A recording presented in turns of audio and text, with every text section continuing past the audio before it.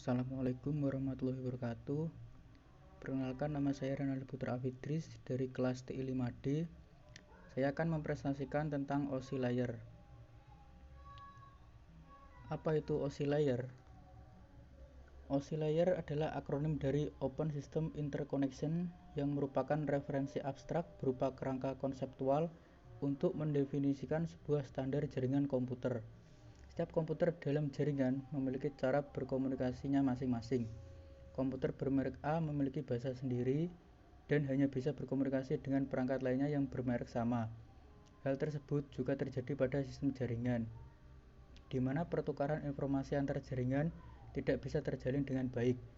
Sementara, tentu saja proses komunikasi dibutuhkan tidak hanya oleh komputer dalam satu sistem jaringan tertentu. Maka dibutuhkan standar khusus untuk memungkinkan komunikasi dapat terjalin secara menyeluruh. Oleh karena itulah kemudian ISO International Standard Organization menetapkan standar OSI layer tentang protokol komunikasi untuk segala jenis sistem jaringan.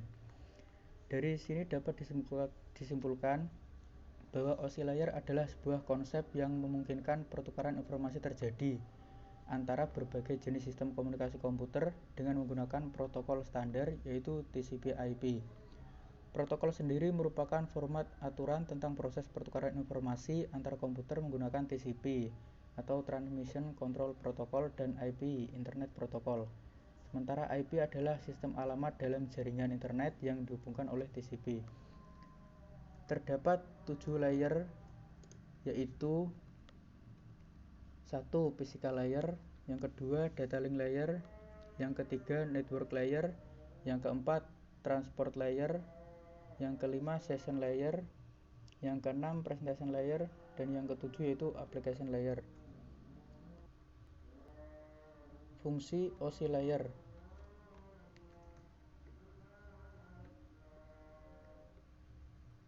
Pengembangan konsep OSI layer sebenarnya ditunjukkan agar produsen komputer serta pengembang jaringan dan perangkat lunak dapat membuat produk yang bisa saling terhubung tanpa memaksa pengguna melakukan usaha lebih. OSI layer bekerja melewati 7 lapisan prosedur yang berurutan. Ketika seorang tidak bisa mengakses internet dengan laptopnya, berarti ada masalah yang mungkin terjadi pada salah satu lapisan prosedur tersebut. Konsep OSI layer memudahkan proses pencarian titik awal permasalahan, sehingga memangkas waktu yang diperlukan untuk melacak problem jaringan. Dengan begitu, usaha untuk mengatasi masalah jaringan pun berjalan mudah dan singkat.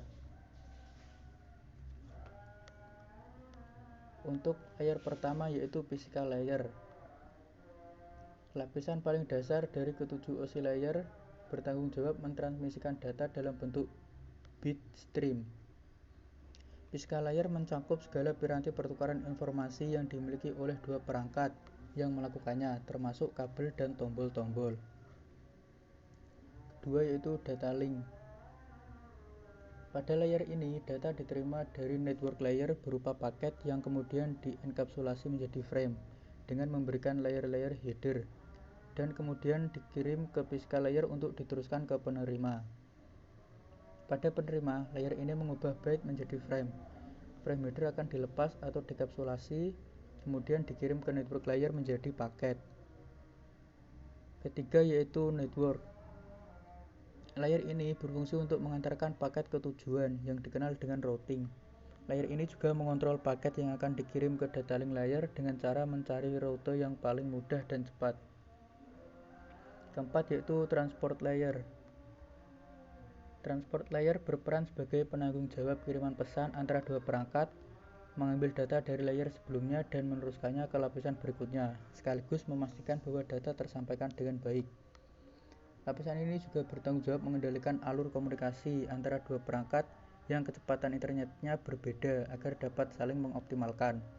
Juga memastikan data tersampaikan secara lengkap dan meminta kiriman ulang jika gagal. Kelima yaitu session. Durasi waktu yang diperlukan untuk berkomunikasi disebut session atau sesi. Lapisan ini bertanggung jawab untuk membuka jaringan dalam durasi waktu yang cukup agar pertukaran data berjalan dengan baik. Session layer mengirimkan data melalui pos-pos. Contohnya untuk mengirim 100 data. Session layer bisa mengatur penempatan pos setiap 10. Jika setelah mencapai 50 tiba-tiba jaringan putus, maka pengiriman dapat bisa diulangi dari pos terakhir. Keenam yaitu presentation layer. Presentation layer bertanggung jawab untuk mempersiapkan data agar bisa digunakan dengan program tertentu, atau dengan kata lain mempresentasikan data agar program tersebut dapat menyerap, mengakses, dan menggunakannya.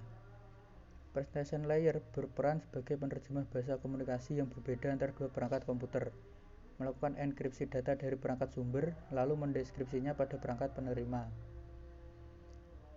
Yang ketujuh atau terakhir yaitu application layer. Tahapan ini berhubungan langsung dengan pengguna. Application layer merupakan prosedur penyambungan komunikasi dari perangkat. Artinya, application layer adalah penghubung antar perangkat dan sistem komunikasi.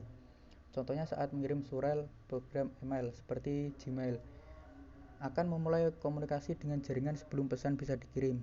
Disinilah application layer berlangsung melibatkan protokol HTTP, SMTP, FTP, dan Telnet.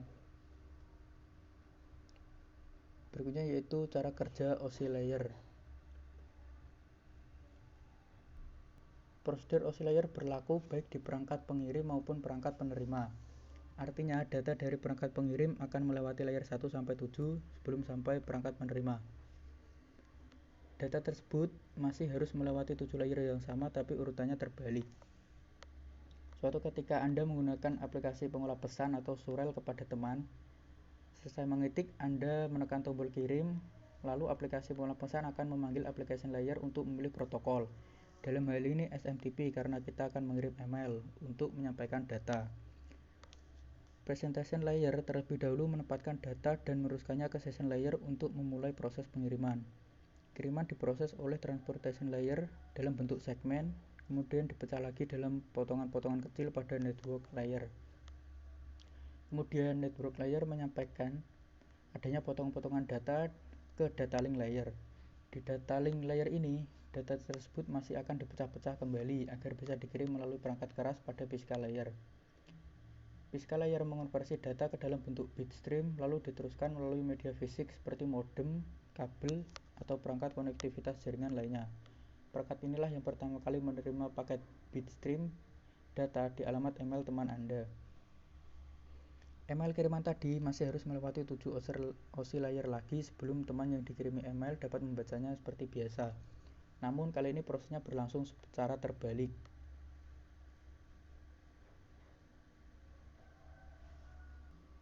Cukup sekian. Apabila ada kekurangan, terima kasih. Wassalamualaikum warahmatullahi wabarakatuh.